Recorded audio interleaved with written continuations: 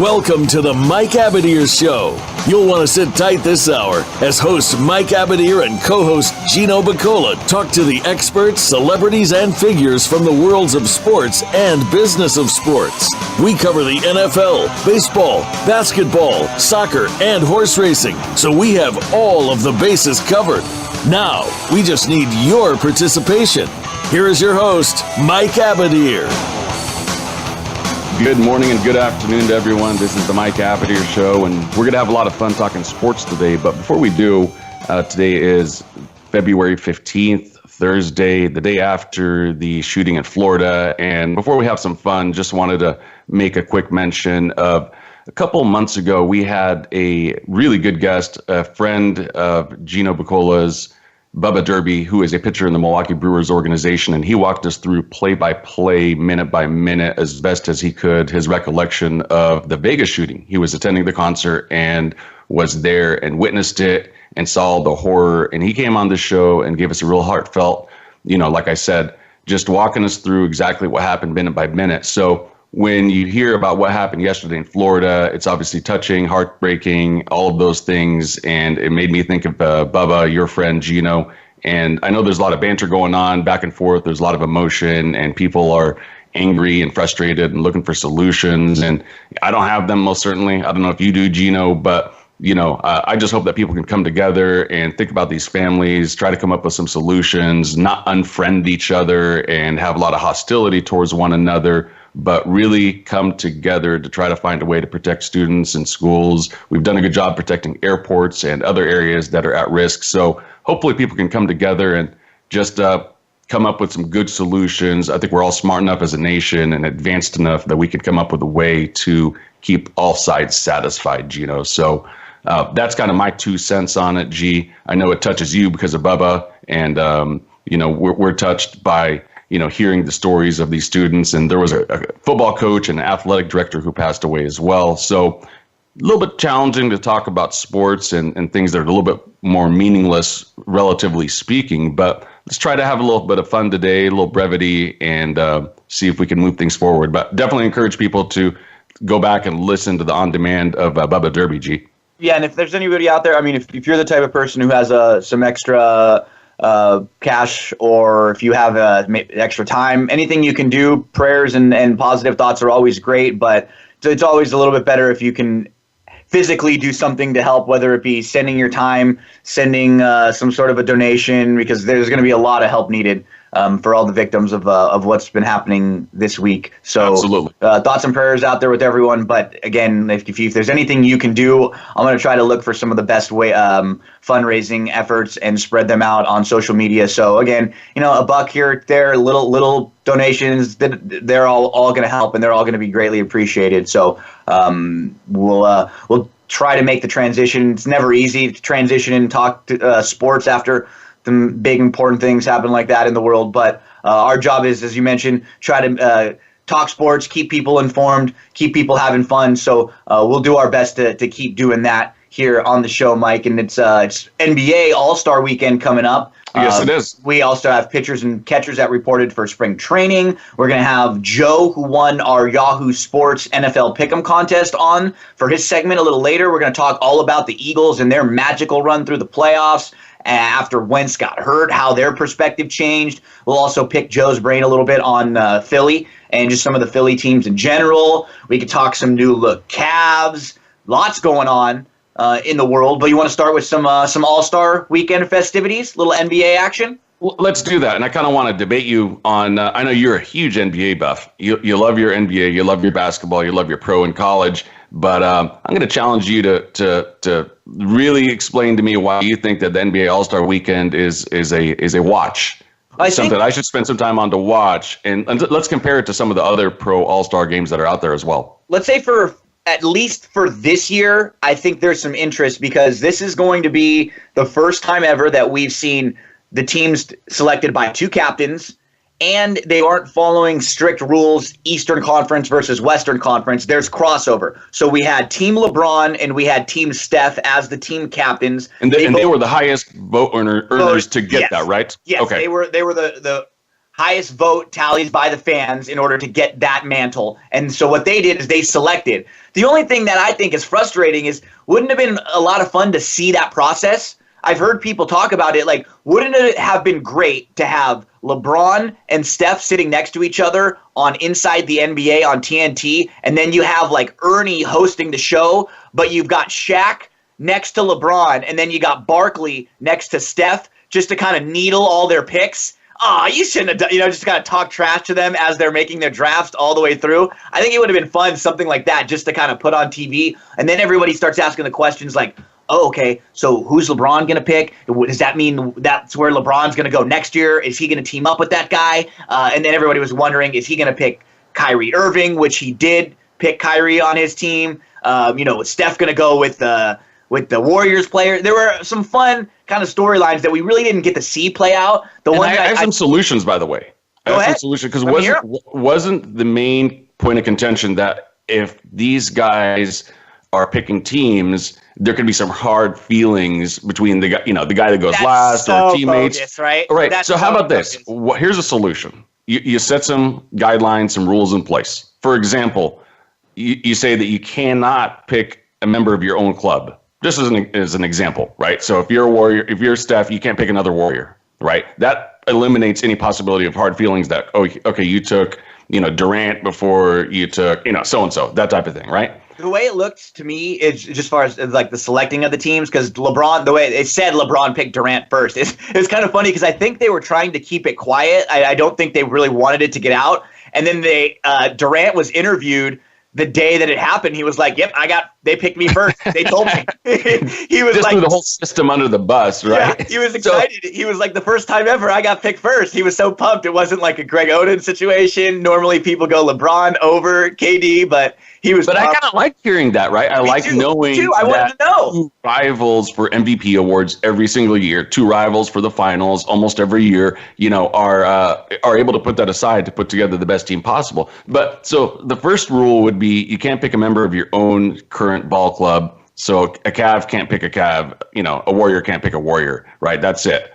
The next one would be maybe you do something like you fill positional spots in order or in whatever order, but you can't pick like two centers in a row. You pick a center and then you pick a shooting guard. So what they did was I think they had the list of the starters that all got voted on, and they had to pick out of the starters first, out of all those who got voted on, and then they went to the reserves. But honestly, I think just looking at the list, it looked like I think they actually picked the starters, and then it might have been more like a, why don't you take that guy, I'll take this guy kind of thing on the reserves, because then it looked like, LeBron ended up with Love and a couple more of the Eastern Conference guys on his side, and then you had Steph who ended up with Draymond and Clay on his side. So it kind of looked like after the starters, they might have just kind of said, okay, one will go this way, one will go this way. This will also be the first year where the winners are getting $100,000 each versus $25,000 each for the losers. In past years, it was $50,000 for the winners versus $25,000 for the losers. So there really wasn't much of a difference between winning and losing, and that is what people were saying might have been why you don't see a lot of defense. They're kind of saying, okay, we're getting 25 no matter what. The difference between the 25 and the 50 isn't that big. But now you're talking about the difference between 25 and 100. And even for guys who make millions of dollars, there's some pride in it. There's some ego. I'm not rich by any means, Mike, but if you and I are out there playing a game of ping pong or pick up basketball on the street for $5, I'm going to want a little more incentive to win that game. Yeah, I think so. But there's a big difference. These guys are competitively playing every single day. So for you and I, we're not doing that. So we're going to get up for your 4th of July softball party. We're going to get up for, like that type of thing. So it may be a little bit different for guys like that who every single day are competing for a living to get up for one more game. Right. But why not throw one more twist at it, which is, and we'll see. Instead of the money going to their pockets, how about having the money go to a charity? So now it's like, hey, I want to win it for the Boys and Girls Club, or I want to win it for blah, blah, blah, I think what you'll see is, I think you'll see a lot of the guys on the winning team donate that money. I think they won't. I think it probably won't be like something that they have listed you have to do. But I guarantee you, like when if Team Steph wins, can match that, right? Yeah, no, and I bet you they will. And I think then do another 100 that goes to charity. So now it's like for you saying that, I guarantee you they will. I guarantee you they will, because it's just too easy of an idea and it's too good of publicity to not do. And these guys don't need the money that much, but it is nice. It's just more like a bragging rights incentive. To me, I kind of scratch my head sometimes and wonder why. You see towards the end of the game when the defense starts to pick up a little bit in the fourth quarter, and then the guys start to get a little bit of that ego. I'm actually surprised it doesn't happen more. You really only see like a couple of the new guys, and Russell Westbrook. That's it. Those are the guys who play hard in the All-Star game. Like some of the guys who are in the game for the first time, and Westbrook. Westbrook, it doesn't matter what kind of a game it is, he will just play absolutely crazy, insane, 100% all the time. I love watching him play. Let's kind of run through the list real quick. If you were on Team LeBron this year, Mike, you basically were cursed. This was LeBron's team. How many guys are out? Like 4? 4, and they're all on Team LeBron. All 4 of the All-Stars that got hurt were off LeBron's team. So his team started with Cousins, Davis, Durant, Kyrie, and LeBron were the starters. And DeMarcus Cousins is out. And then his reserve are LaMarcus Aldridge, Bradley Beal, Dragic, Andre Drummond, Paul George. Kevin Love is out. Oladipo, Kristaps Porzingis is out. Kemba Walker, John Wall is out. And then he's got Russell Westbrook. So they've already had to have Dragic, Drummond, Paul George, and Kemba Walker as 4 fill-ins for the team who had gotten hurt. Steph's team has been intact so far, but we're not quite sure because we'll go through the list real quick. It's Steph, Giannis, Antetokounmpo, DeMar DeRozan, Joel Embiid, James Harden, Jimmy Butler, Draymond Green, Al Horford, Damian Lillard, Kyle Lowry, Klay Thompson, and Karl Anthony Towns. Now, the interesting thing is Joel Embiid, who has, I think, played 1 back-to-back in his entire life. I'll check on that for sure. I know the first back-to-back he ever played was this year.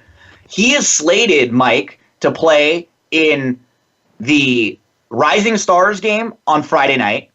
He's slated to do the Skills Challenge on Saturday, and then he's slated to start in the All-Star game on Sunday. So it's like if you got a guy in Philly who's like your franchise player, and his issue forever has been health, never talent with Embiid. It's just been health. Can he stay on the floor? Can he stay on the court? What are you going to do with him? You're going to let him – it's supposed to be fun and an exhibition. You're going to let this guy go out there 3 nights in a row, messing around like that with a possible injury on the line? Because Luke Walton has already said the Lakers, who played Wednesday night, the Lakers also play Thursday night, tonight, the night that we are recording this podcast. And then Friday night is the night of the Rising Stars Challenge. And the Lakers have Kuzma, Ingram, and Lonzo. Lonzo's hurt, so he's not going to play. But Luke has already said, I don't want my guys playing 3 nights in a row. Or if they do, maybe 10 minutes. You don't ever have a back-to-back nights in the NBA. And now we're going to have a rookie and a second-year player maybe doing it for the Lakers. There's some question marks coming into this weekend where it's supposed to be a rest kind of week. Some of these guys might be overexerting themselves a little bit. Let me give you my take on that, okay? And it's a different take than I'd have if I was writing the checks or if I was coaching any of these teams, okay? While I'm sitting in my living room watching these games, I think we can all kind of agree that, generally speaking, in professional sports, teams baby their guys far too much, and it's kind of become a little wussified, if I may say that, right? It happens in horse racing, too, nowadays. It happens in all sports, man. Like, remember when teams, were all about double headers in baseball, and you'd have pitchers pitching 10, 11, 12 innings. They'd even come back for a game 2 and pitch in relief. People weren't getting hurt, right? And here's the interesting thing about it. How many times do you see guys? It's very rare the guys go down in exhibition games or in these type of scenarios. Well, in any of the professional sports, it's very rare. I know there was a kid in the Pro Bowl that played in like the sand volleyball game, or it was like a sand touch game or something like that got hurt from the Bengals, I think, a couple years ago. But and you know what? Football is the only one that's way different. Like baseball and basketball, you can turn up the dial yourself, right?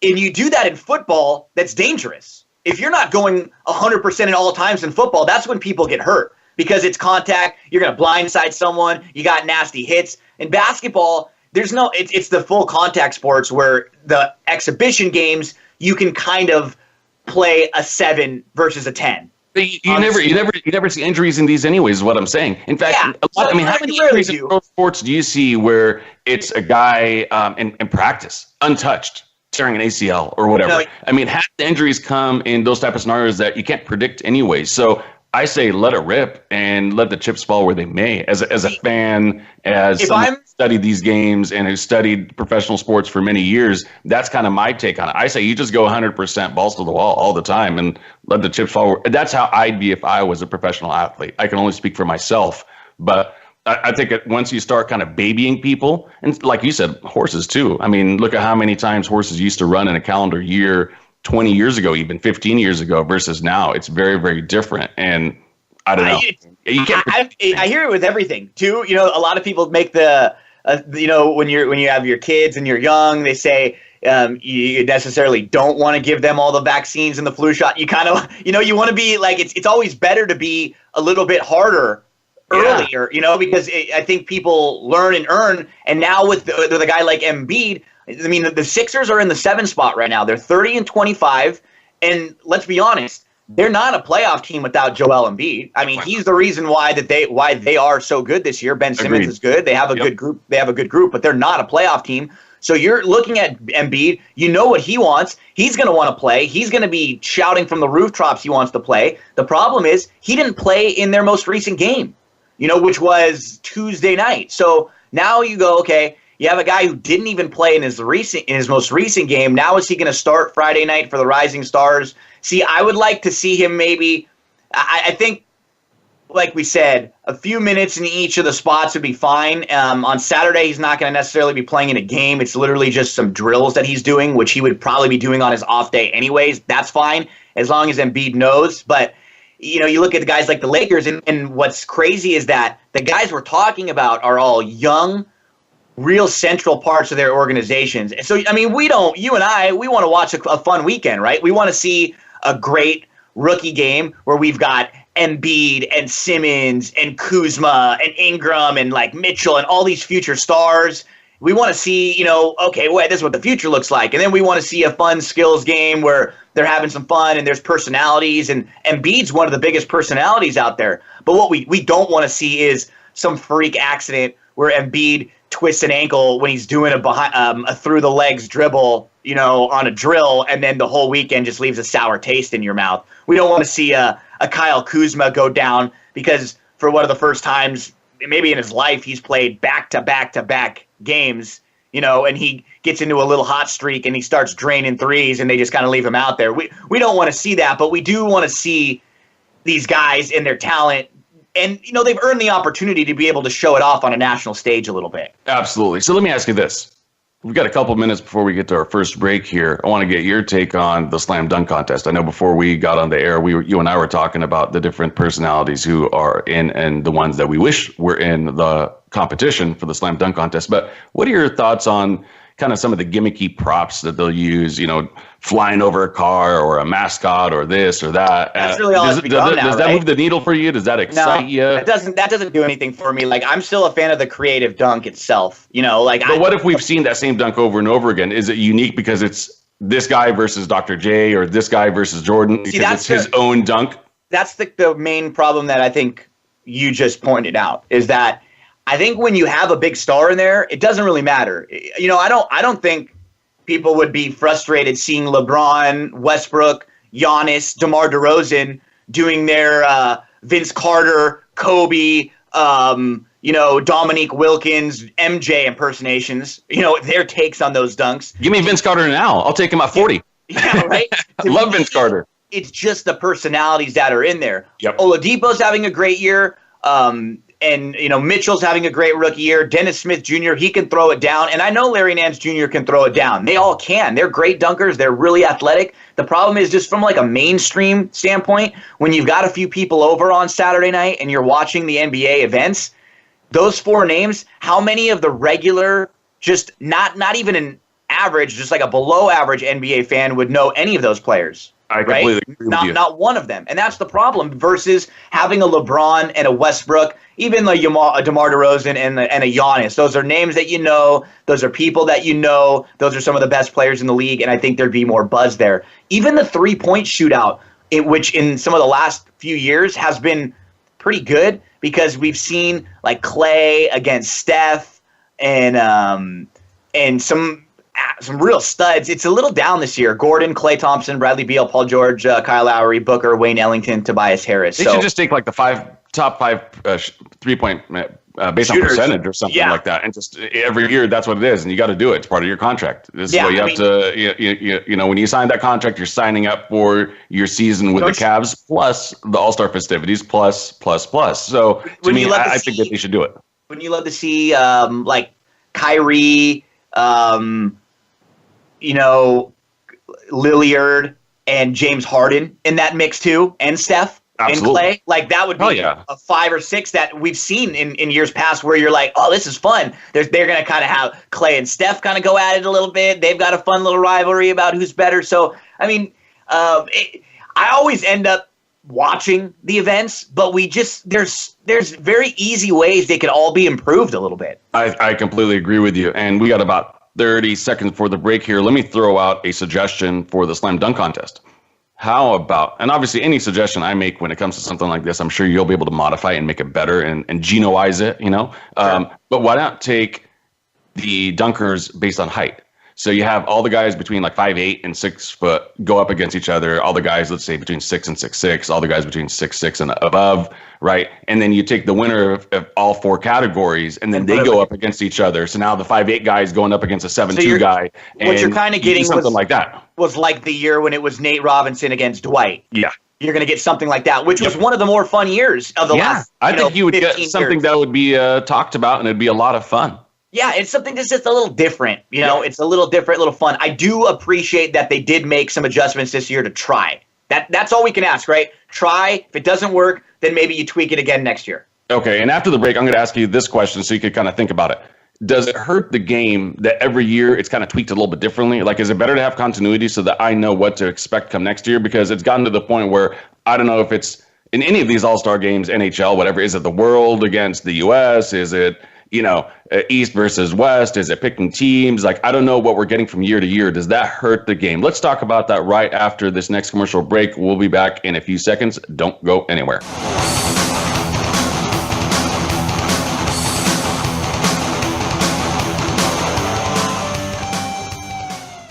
Think you've seen everything there is to see in online television? Let us surprise you. Visit voiceamerica.tv today for sports, health, business, and more on demand 24/7.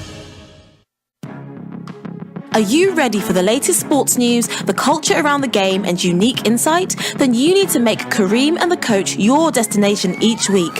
Host Kareem Rush played for the LA Lakers and has the inside track to personas in both professional and college sports. Co-host Eric Newman is a former basketball coach and now a producer and filmmaker. Together they cover sports and entertainment in a fast-paced hour every Friday at 5 p.m. Eastern Time and 2 p.m. Pacific Time on the Voice America Sports Channel. Want to experience football from the perspective of 2 former players who also have coaching experience? Tune in to Sports Info UM with Daryl Oliver and Sam Sword. We'll talk about the drafts, play-by-play, and even what's happening in the offseason.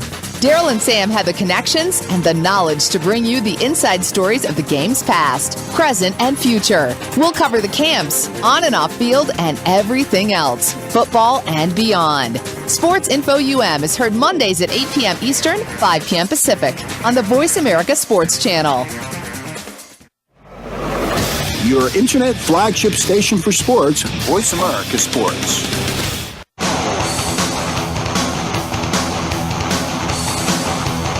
This is the Mike Abadir Show. If you want to call in today, we can be reached at 1-888-346-9144. That's 1-888-346-9144. Or send an email to mike@themikeabadirshow.com. Now, back to this week's program.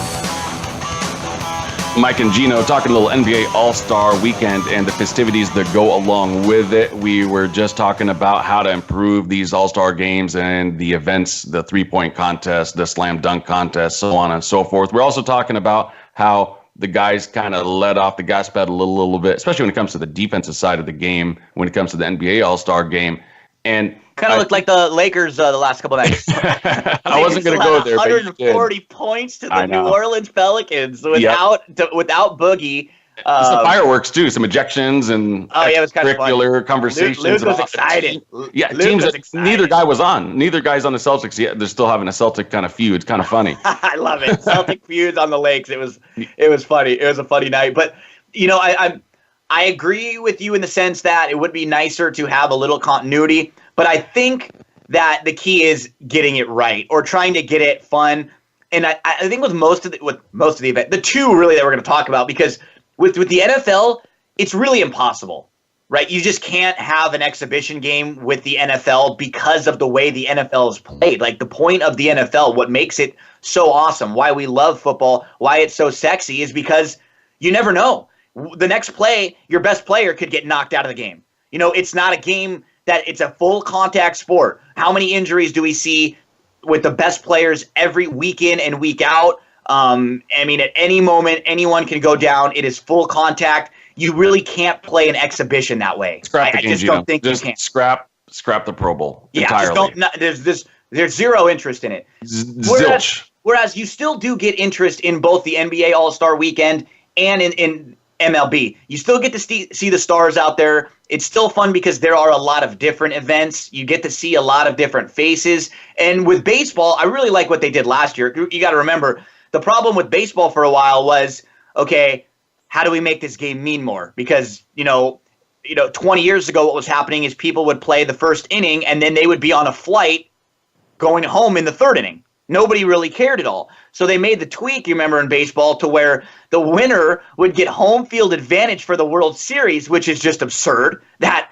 home field advantage for the World Series is decided in an exhibition. Last year was actually the first time ever, or the first time in the last 15 years where they changed it, and it was the winners get 20 grand. There was no more home field advantage decided by that. We saw that with the Doyers, but I think that the tweaks are fun. With baseball, what we get at least in the home run derby is, I mentioned earlier in the first segment, you'll get a Stanton, you'll get Harper, you'll get Trout occasionally, you'll get the big name guys. Judge last year, last year was about the rookies. We had Judge and Bellinger and the young guys. How are they going to perform? So when we see that, I think people are tuning in to see the stars. We see the stars. And one of the main issues with the Pro Bowl for a long time, too, has been you never get any of the players that are in the Super Bowl in that game because of the timing on it. Because the timing and everything like that. But that's because they switched it from a week after the Super Bowl to the bye week. And people don't even know what it is anymore, honestly. No, they really don't. They really don't. And I've got some thoughts on all this. First of all, hands down, MLB All-Star Game, All-Star festivities, second to none. Absolutely the best, most intriguing, most fun, most enjoyable. And I think a lot of that is because the game lends itself to it. Here's the thing. You were talking about, jokingly talking about guys, on flights back, home after the third inning or whatever. Actually, what was even more damaging and what led to the sudden change was the tie game because they ran out of pitchers, right? And so, to me, those are easy fixes by having maybe emergency pitchers that are on the all-star roster for such a situation. You could fix those kind of things. But to take it back further, in yesteryear, before interleague play, it was, well, let me take you back even way before that. Like in the 1800s, the National League and the American League were two completely separate, distinct leagues, right? And so then they came up with the concept of the World Series. Let's find out which has the better talent. Is it the AL or the NL, the senior circuit, or right? So they brought together those two leagues and then eventually merged into one. And then when they brought the All-Star game, it was, hey, you got the best from the AL versus the best from the NL. The only time we see each other is in the World Series. Let's slug it out and see who's got the better talent. So there was a lot of pride involved, especially if you're not the Yankees and in the World Series every year. And at that time, the Brooklyn Dodgers and the New York Giants, those are the teams that are usually in it. This was going to be your only time to showcase your talent in front of a national audience in such a manner. So there was a lot more pride involved. Of course, they weren't playing for as much money. So now, fast forward many years, they're all making way more money, enormous amounts of money compared to what they did, what they were making in the 20s, 30s, 40s, et cetera.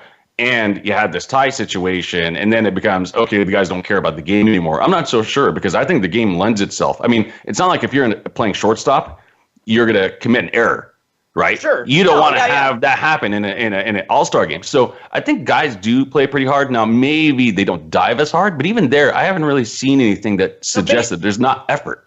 Baseball's a clean one because, like you said, they're not going to make mistakes. You know, you're not going to see guys like you're not going to strike out on purpose. You're not going to olay a ground ball. You're going to catch a ground ball. You're going to catch a fly ball. Like in the NBA, they'll just kind of let the guys go in the first couple of quarters. You know, there's not really screens set. They don't fight through anything. They just kind of let everyone take the lane and score. It's more of like a you showcase, all showcase. And then I think what we've seen happen is that they start to play defense in the fourth quarter. Yep. You know, they'll start to lock down a little bit. It'll be close. And then guys will start saying, okay, now I want to win. They'll get that little, a little streak down their back where I want to win this game. In baseball, you get clean play throughout.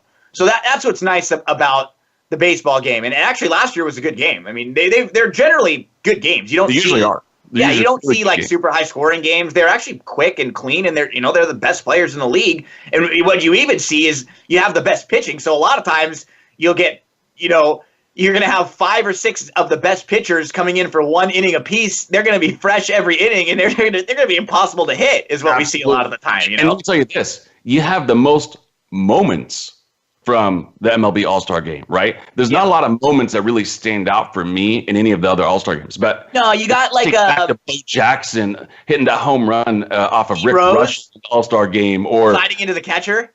Yep, exactly. Or how about Bond? Just a funny moment. How about Bond? Was it center fielder for the Twins, Torrey Hunter? Remember when Torrey Hunter robbed Bonds when he was awesome? Yep, that moment. You have even the funny moment between Randy Johnson and Larry Walker.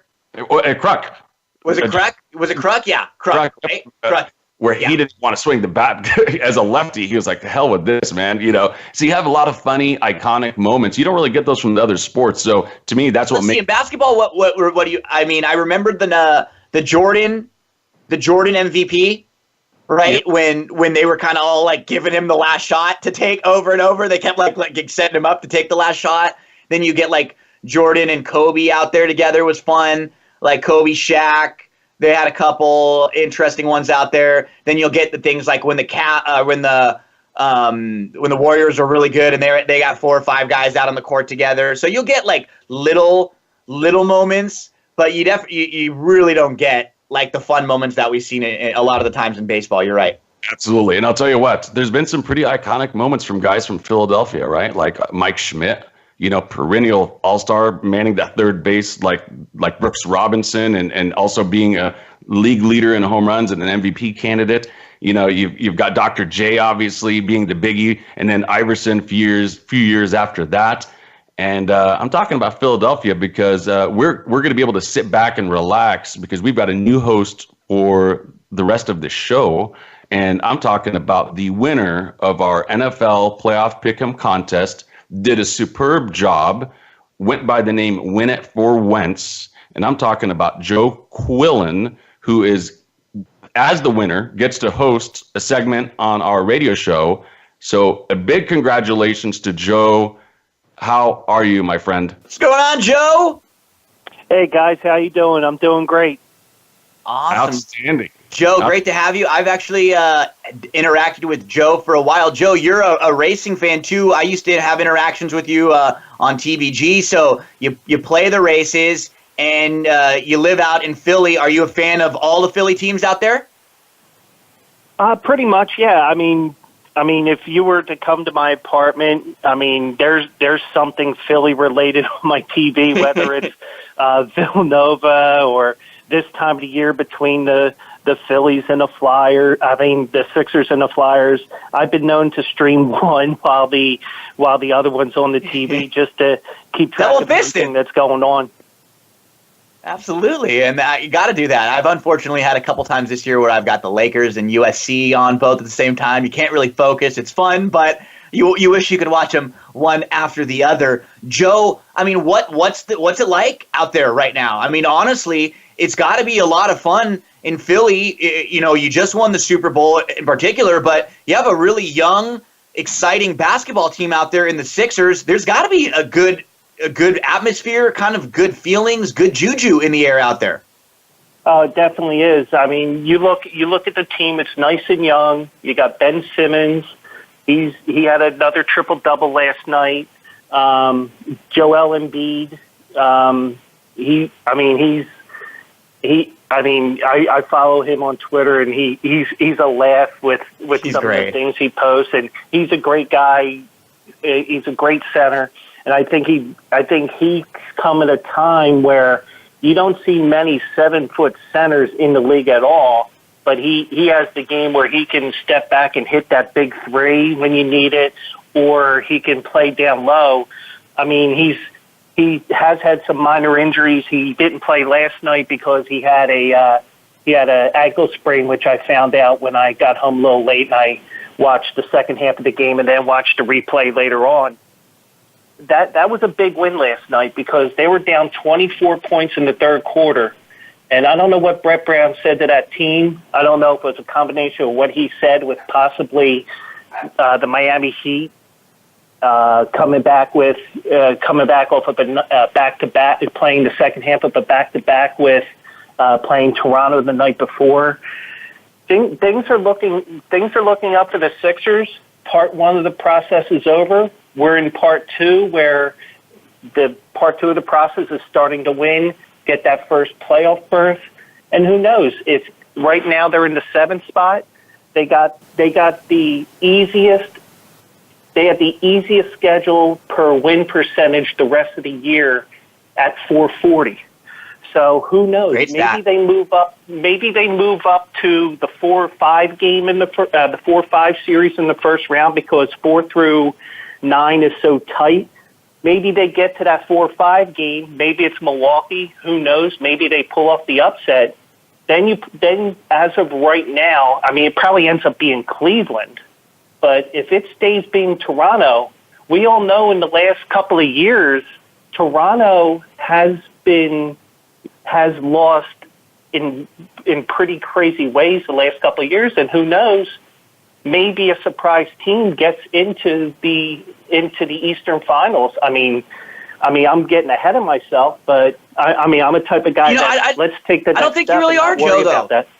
Yeah, I really don't think you are. And honestly, what I think is the best part of your possible success in the playoffs is no back-to-backs. You know how nice that's going to be in a first-round series when you don't have to worry about Joel Embiid ever playing a back-to-back. He's always going to get at least one night in between to rest. In the first round, sometimes they have 2 and 3 nights in between games. So I can promise you that if you're the Celtics, if you're the Raptors, if you're the Cavs, but you don't want to see the Sixers because this is a team that really has nothing to lose and everything to gain right now. You know, with young, they're young, they're hungry, and they have loads of talent. And you've got a city that's just buzzing.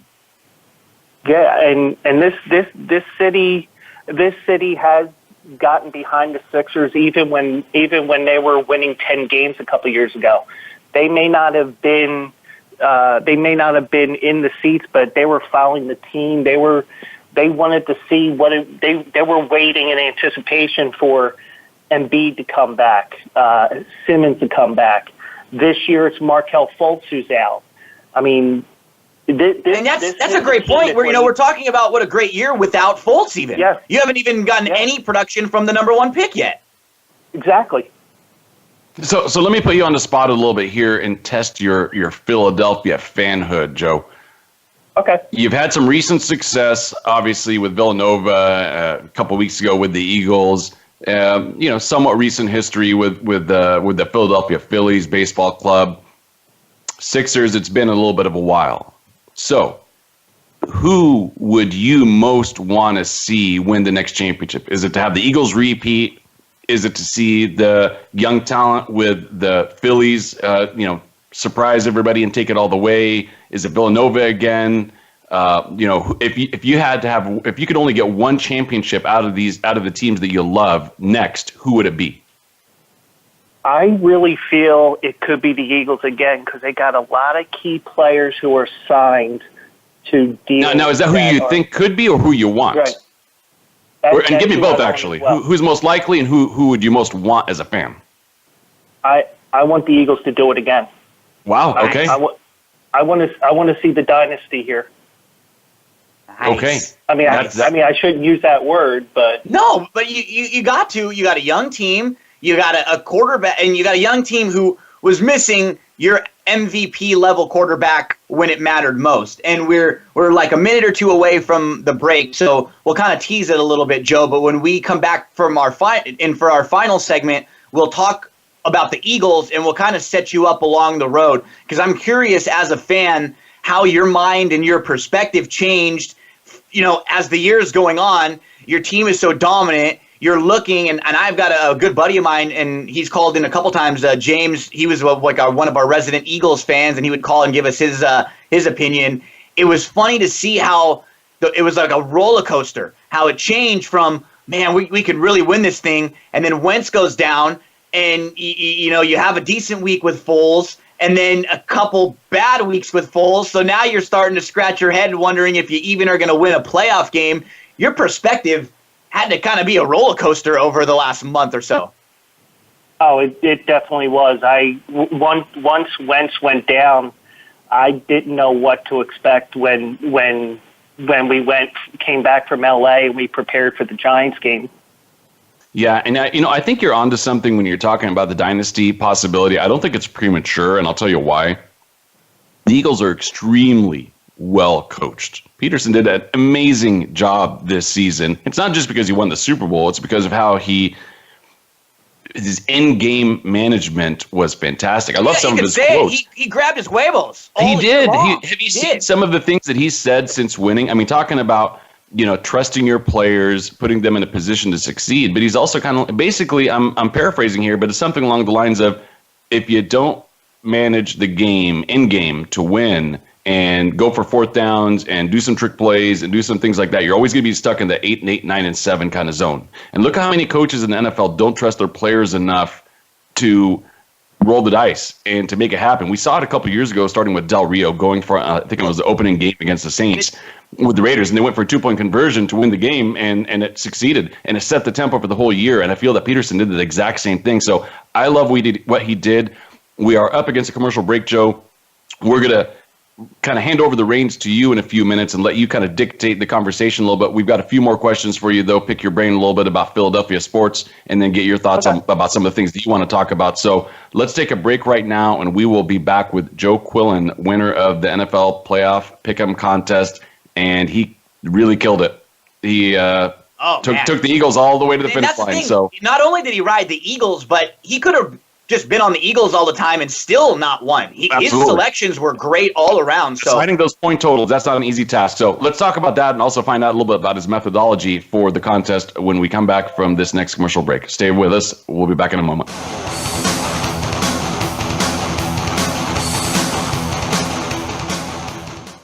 Become our friend on Facebook. Post your thoughts about our shows and network on our timeline. Visit facebook.com/Voice America. If you're looking for more information on firearms and the shooting sports, check out Taking Stock with Kelly McMillan. Kelly is the owner of McMillan Fiberglass Stocks with over 40 years of experience. Now he's ready to share some industry luminaries and their perspectives with you. If you're interested in firearms, whether it be for shooting, for fun, competition, hunting, or self-defense, Kelly is here to share his wisdom and experience. Listen live for Taking Stock with Kelly McMillan, Fridays at 11 a.m. Pacific Time, 2 p.m. Eastern Time on the Voice America Sports Channel. Get ready for the Get Down with Hurley Brown. Want to get inside of the minds of the players and coaches? We'll talk everything sports, but with a focus on the NFL, NBA, and college football. We'll review and preview the week's big games. We'll talk about the draft choices and free agents and go inside the teams for news, recruiting, and what's next from the colleges to the pro teams. It's the Get Down with Hurley Brown. Tuesdays at 3 p.m. Eastern Time, 12 noon Pacific on Voice America Sports. Your internet flagship station for sports, Voice America Sports.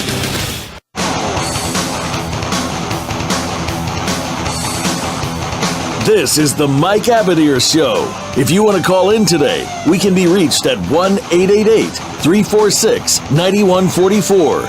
That's 1-888-346-9144. Or send an email to Mike@themikeabadirshow.com. Now, back to this week's program. Welcome back, everybody. Mike and Gino chilling with Quillen, Joe Quillen, the winner of the NFL See what you playoff did there, contest. Mike. I had to get it out, man. I like it.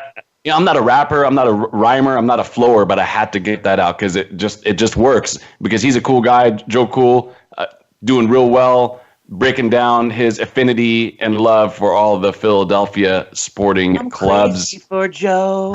And we were just talking about the Eagles, and they're flying high, talking about potential dynasty. And I was just talking about how they're well coached and love how he rolls the dice. And the one thing that you'll see with any dynasty in the NFL, whether you go back to Lombardi or John Madden with the Raiders or Belichick Chuck Noll, the Steelers, or Shula or Walsh or Belichick or whomever, is they all. And I started with the head coaches. They're all extremely well coached. You can have a dynasty without having the right guy in place pulling all the strings, and I think they've got that. So you may be onto something, Joe. You guys may be celebrating more than one parade in the next couple of years here.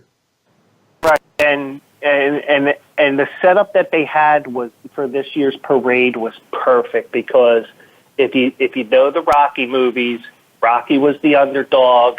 He ran up the Rocky steps. Then this year they had the parade where instead of when the Phillies won in 2008, they went down Broad Street. The Eagles went up Broad Street to City Hall and around to the Art Museum. I thought the Art Museum was the perfect setting for this year's parade. And if there's any other championships with any other team, I would love to see that setting as opposed to going down Broad Street to whatever stadium that they end up doing the final part of the parade. So it was pretty crazy out there, but you didn't get yourself involved in any of the animal poop eating or pole climbing or anything like that, right, Joe? Nah, I mean, I'm too out of shape to do any climbing or anything like that. I always love their funny celebrations to watch when the people get out there and get crazy, because there's nothing like a genuine passion for a team you root for, Joe. I almost experienced it this year with the Dodgers. In my lifetime, they've only won one. This is actually the only other time they've been to the World Series since I was 1 year old. So I've never really had an experience watching your team get there. And it had to be, as we were mentioning before the break, what a roller coaster for you, because you get the number one seed, and you're thinking, wow, this is a great year. We have home field advantage through the playoffs, into the Super Bowl if we can just win out. But your stud is down. Your number one quarterback, who was going to be the MVP had he not gotten hurt a couple games before the end of the season, he goes down. And in the last 2 weeks of the year, Nick Foles does not look very good. You get that week one bye. Atlanta beats the Rams, and now you got to worry about a team who was in the Super Bowl last year. There's a ton of buzz about Atlanta with all their experience. They've got Matt Ryan and Julio Jones, and they're a team that's been there before. You guys were actually an underdog at home, back-to-back games, which is just absurd in the NFL. Like, what was that first week like? Did you honestly think you were going to beat the Falcons? What were your thoughts going into that game? Once I saw that the Falcons won as the 6th seed and they were going to play the Eagles, I thought we had a chance of winning, but I didn't think it would be a blowout like the Minnesota game was. I thought it was going to be a close game throughout. I thought there would be a late turnover. Here it was a late turnover on downs that sealed it for the Eagles. I thought it was such a narrow window, but I felt that the running game could get going against that Atlanta offense, and the Atlanta defense. And then I didn't realize until afterwards how simplified the Atlanta offense seemed to be, more with Steve Sarkisian as the offensive coordinator coming in from USC and then making a stop in Alabama. I like the matchup, and that was one of the few games I think in the playoffs that I actually ended up picking right, because as you mentioned, Atlanta, they weren't very good all year, and I think there was a lot of buzz after they beat the Rams in that one game. They were a decently solid team all year, but they were not the same Atlanta team from last year, and I thought it was a great matchup for you. And then you move into week two, and it's another just different different experience. You're playing the Vikings in the conference final. You're playing a team who's coming off this incredible emotional victory where it looked like they had no chance to win. They score on a crazy last play of the game, walk-off score. So now it's starting to look like this is supposed to be Minnesota's year because the Vikings were going to have home field advantage in the Super Bowl. If they get to the Super Bowl, they're now one game away, and it almost felt like you guys were just completely forgotten that week. Like nobody was even thinking that the Eagles had an opportunity to win that game. Again, you're underdogs at home against the Vikings. They open up the game on the first drive. They go right down the field. They run it. They score. They go right down the Eagles' throats. And then it looks like the Eagles are going to get blown out. And then the exact opposite happens. Minnesota turns the ball over, and it's just a massacre. Yeah. I mean, that interception, I think it was Patrick Robinson near the end of the first quarter, that changed all the momentum in the game. When Minnesota got that touchdown, I'm saying, oh no, because the Eagles' defense was incredible the whole season at home. They only gave up 5 touchdowns at home where they gave up where the drive was more than 55 yards. And they only gave up 11 touchdowns at home in the regular season. So when I saw that, I was like, oh God, here we go. Here we go again. It's just like the Andy Reid years where we losing the NFC Championship game time after time after time. But that interception changed the momentum. You got the offense going, and the whole, I don't know if I want to call it a curse, but the curse of the Dome team coming to an outdoor stadium for a championship game.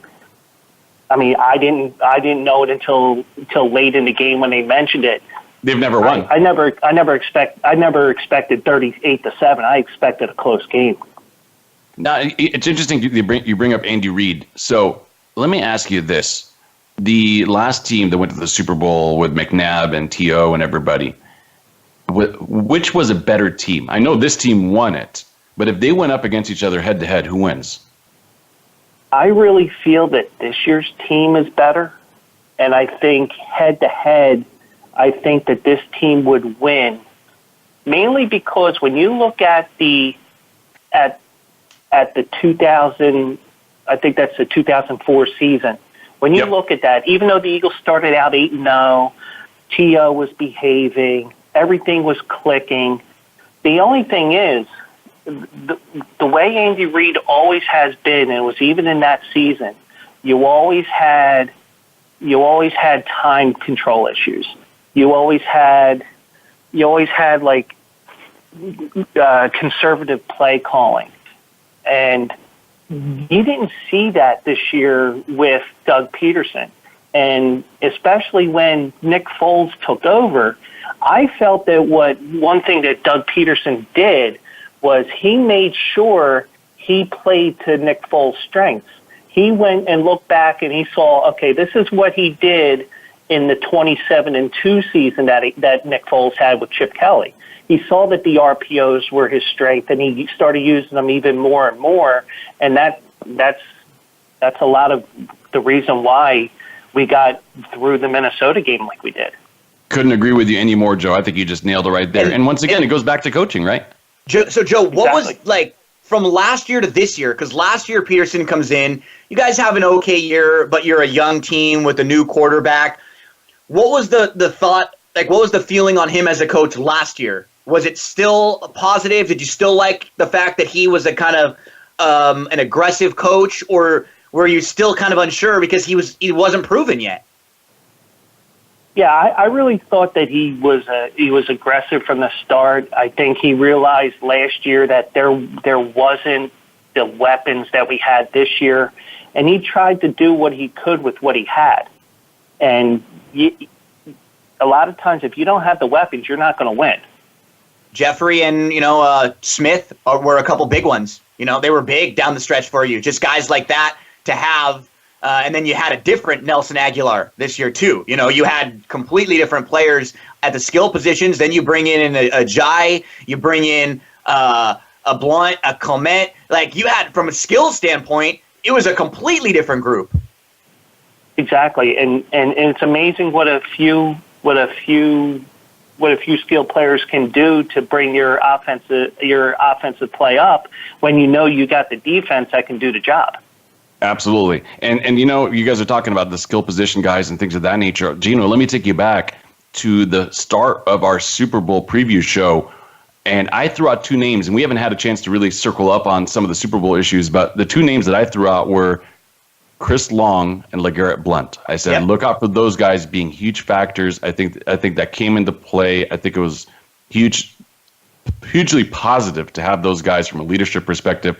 We've got about a minute and a half left, Joe, and feel free to cover whatever you want. But I was going to give you a couple of quick rapid fire questions and see what your gut instinct tells you to throw out there. So let's start with favorite Philadelphia Philly. Is it Schmidt, somebody in yesteryear? Is it Utley or Howard or Ryan Howard? Or is it the youngster right now, Rice Hoskins? Right. I mean, I can tell you right now, I love Chase Utley. I like the hustle that he had from day one, and I secretly rooted for the Dodgers in the World Series, even though I'm not really that much of a Dodgers fan. Because of Utley. Get that ring and retire. My mom's going to love that when she hears the show. She loves Utley. She is the biggest Utley fan. My mom's crazy Dodger fan, and she loves Utley. So brownie points for you, Joe, on that one. There you go. One more for you, and then we're going to have to wrap this up. Favorite Eagle, a McNabb, a Bryant Westbrook, or a or a Reggie White, or Foles, or who's your top guy in 10 seconds or less? I mean, it's such a tough one, but I would have to say Brian Dawkins, just to see him get into the Hall of Fame after the career he had. It was just like everything was lining up for the Eagles to win it all this year. Absolutely. That's good. That's really good stuff, man. Well, we've had a lot of fun. Absolutely fantastic interview. You did an amazing job with the contest. Job well done. We're going to do a March Madness one. Are you going to be participating in that as well?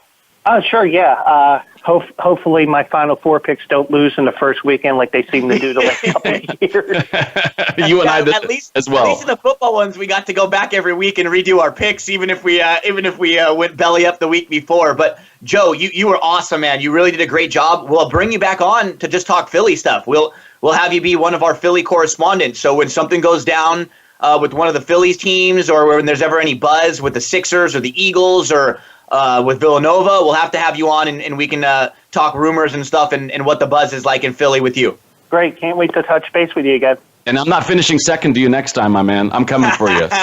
So the next contest, I'm going to be running and gunning. I'm going to have to find a way to finish ahead of Joe Quillen if it takes everything that I have, reading all night, doing whatever I have to do to handicap. So I'm gunning for you. Please bring all your buddies on board for the next contest. Let's have some fun. Thank you for joining us. Thank you for listening. We will be back next week. Same time, same place, everyone. Enjoy your sports weekend. Thanks for joining us this week for the Mike Abadir Show. Please tune in again next Thursday at 2 p.m. Eastern Time and 11 a.m. Pacific Time for another show with Mike and his co-host, Gino Bacola, on the Voice America Sports Channel. Have a great week.